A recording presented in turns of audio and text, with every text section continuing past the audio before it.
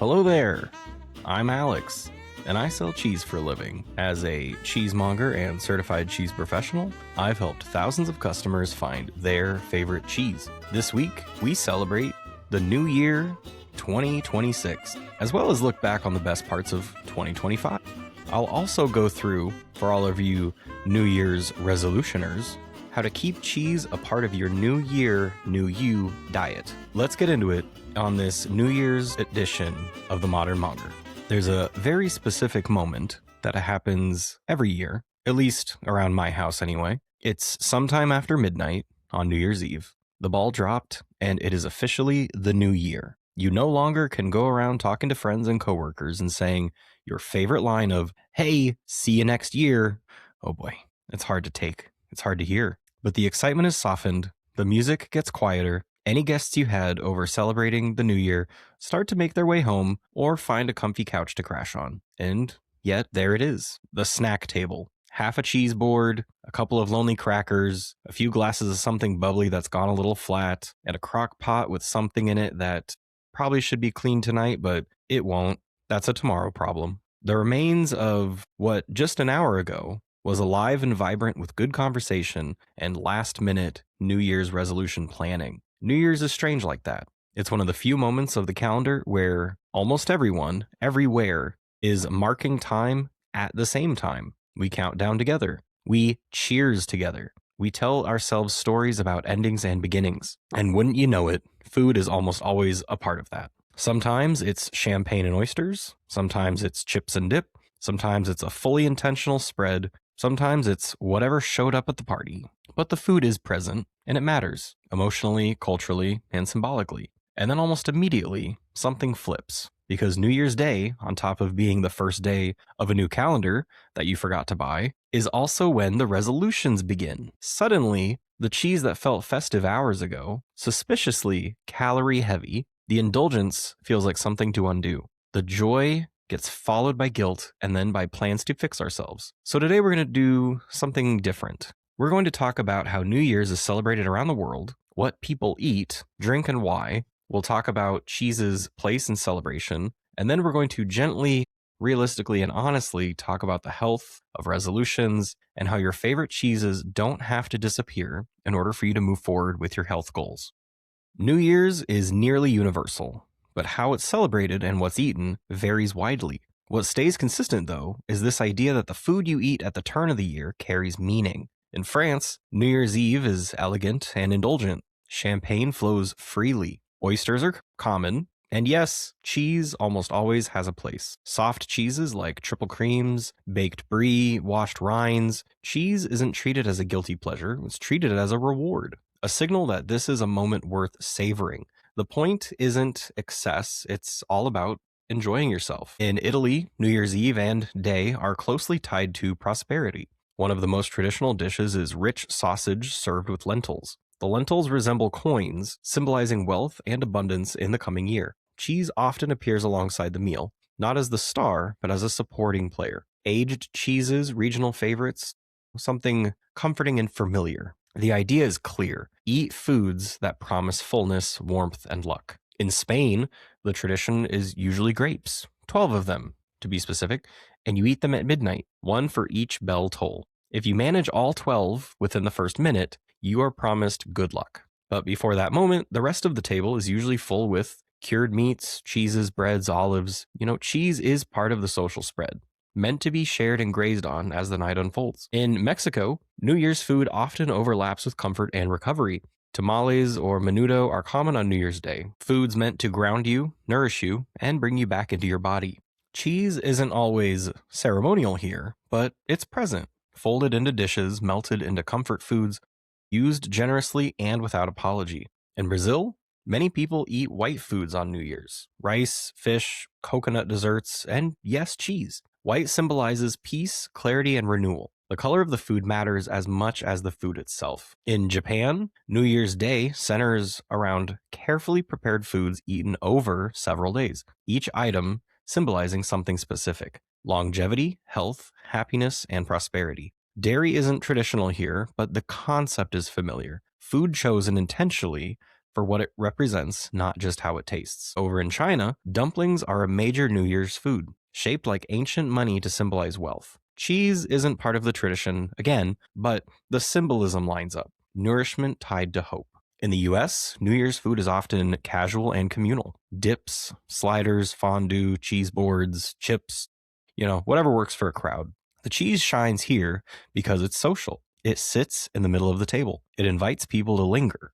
It requires very little explanation. Across cultures, one thing becomes clear. New Year's food is not about restraint. It's about enjoyment. It's about hope, and it's about a lucky way to start the new year. Historically, winter was not a time to eat lightly. It was a time to rely on preserved foods, stored grains, aged cheeses, cured meats, foods that lasted, foods that sustained, and foods that represented survival. Cheese especially mattered. It was a way to preserve milk, to turn something fleeting into something durable, to transform abundance into security. New Year's sits right in the middle of this seasonal reality. Long nights, cold days, there's a natural desire for warmth and comfort. So when we eat rich foods at the turn of the year, we're not being weak or indulgent. We are participating in something deeply human. And then comes January 1st, the morning after the celebration.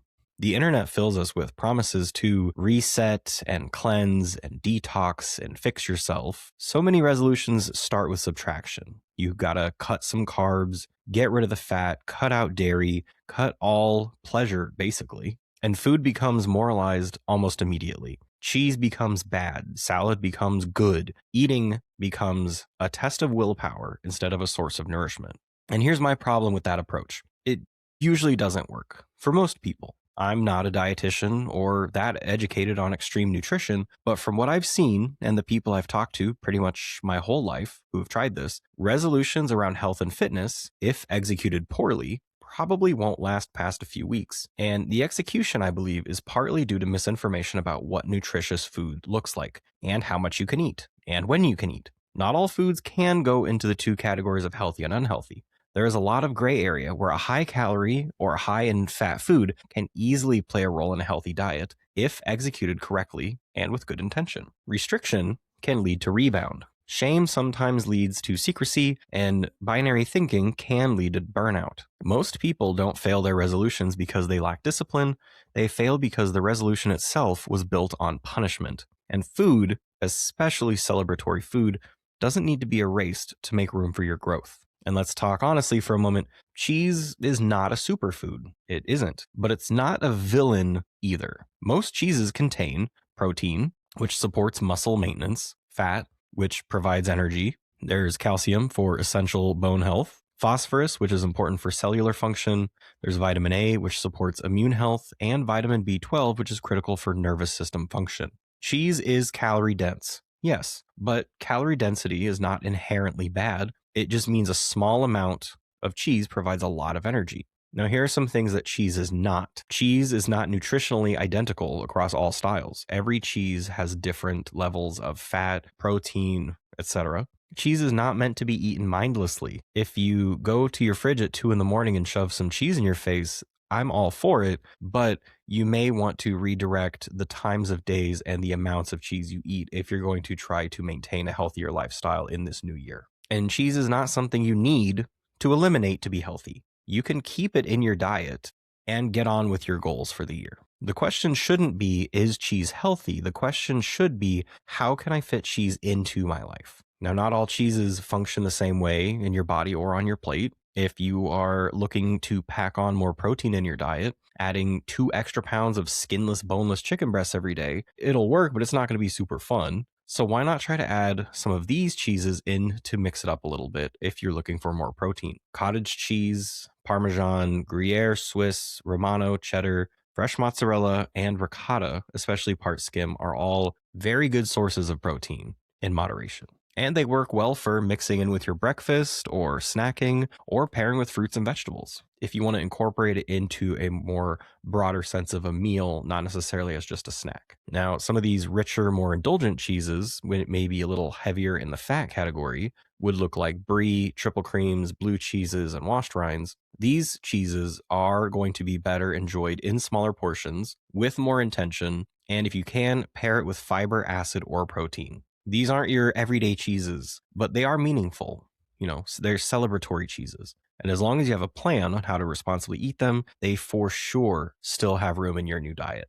Now, lower lactose and easier to digest options could look like aged cheddar, Parmesan Reggiano, aged Gouda, and Alpine style cheeses. Cheese can actually support healthier eating patterns when used intentionally. Fat and protein, when paired together, can help to slow digestion. They help you stay full longer. And this matters because hunger is not a moral failure, it's a biological signal. Now, if you pair cheese with fiber rich foods, that can stabilize energy and reduce cravings later in the day. Here are some smart pairings: cheese and vegetables, cheese and legumes, cheese and whole grains, cheese and fruits and nuts. These are going to give you longer lasting fullness and satisfaction. And to build on a more sustainable resolution, instead of asking, should I eat this? Try asking a better question of, will this help keep me full longer? Does this bring me joy on top of the fullness? Does this fit into my day? Am I eating with intention? Better resolutions don't erase food.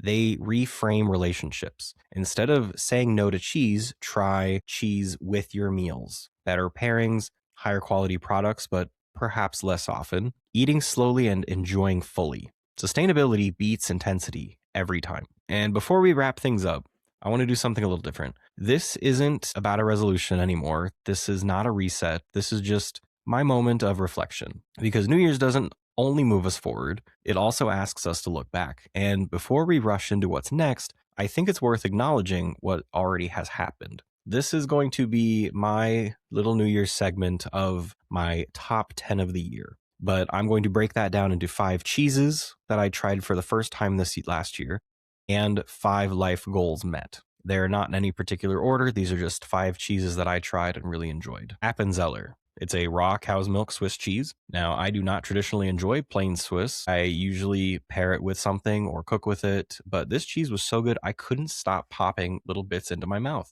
It is an excellent cheese. We have Rogue River Blue, one of the most famous blue cheeses out of America. It is wrapped in grape leaves and soaked in pear spirits. This was by far the most decadent cheese I ate this year. And Hallerhocker, another Swiss-style cheese that prior to trying, I would not have thought I was going to enjoy either.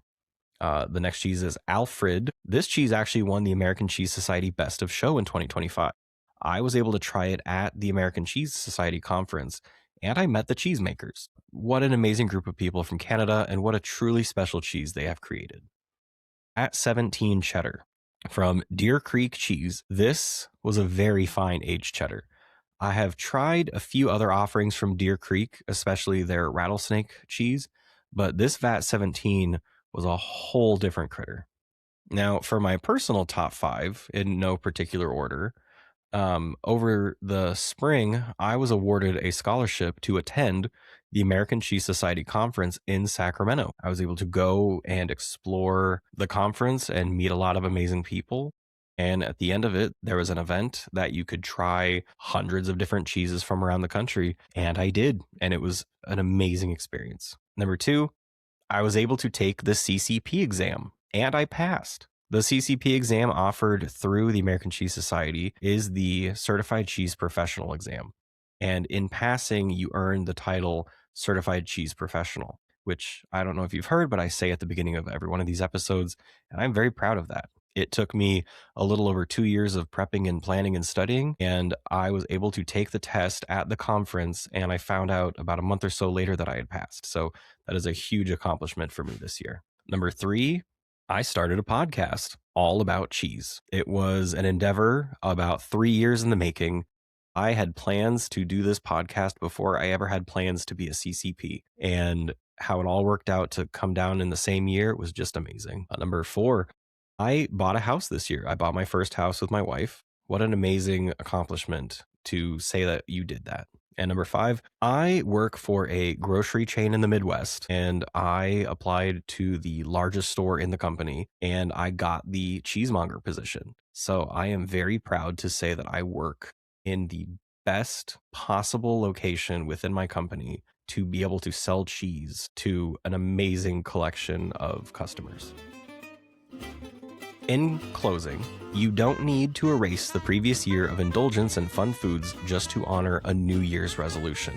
You don't need to eat foods that feel like punishment. It is extremely possible to continue with the foods you have grown to love, if maybe a little less of them, but while still implementing them into your new routine with intention. New Year's isn't about becoming someone new overnight.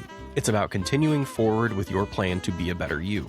And I'm all for that. My New Year's resolution is, no shocker here, to try as many new cheeses as I can. And I hope you can try some new ones this year as well. I'm Alex, and this has been our New Year's episode of The Modern Monger. Thank you for listening, and Happy New Year.